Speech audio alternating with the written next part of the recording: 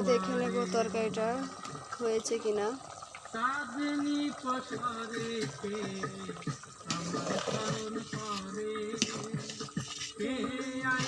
আমাদের তরকারি রান্না হয়ে গেছে, এখন নামিয়ে নিব। এখন আমরা রুটি ভেজে নেব। আমার দেবর যে রুটিটা বানিয়েছে, তেল দিয়ে দিয়েছি।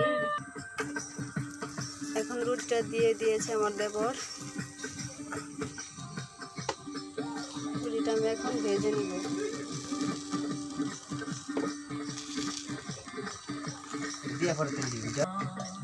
দেখুন আরেকটা রুটি বেলে নেওয়া হচ্ছে।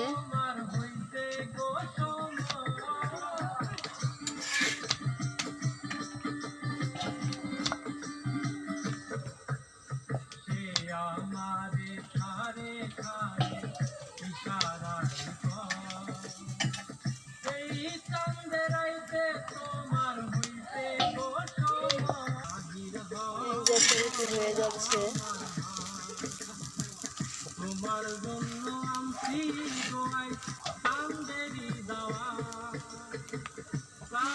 রুটিটা ফুলে উঠছে।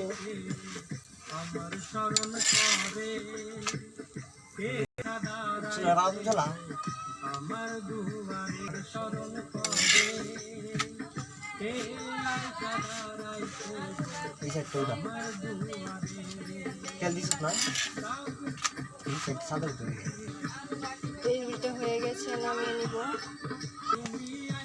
এইভাবে আমরা সবগুলো রুটি ভেজে নিব।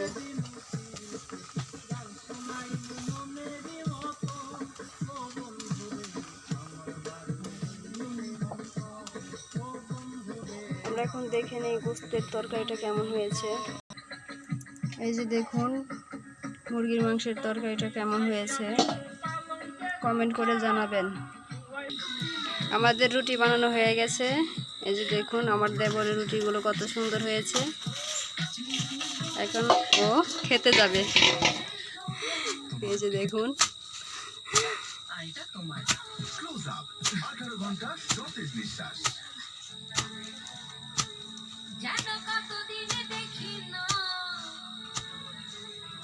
এগুলোকে এখন মুরগির গোস্ত দিয়ে খাবে।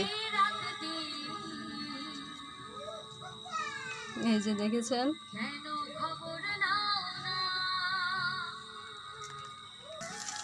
এখন একটা ডিম ভেজে নিচ্ছি।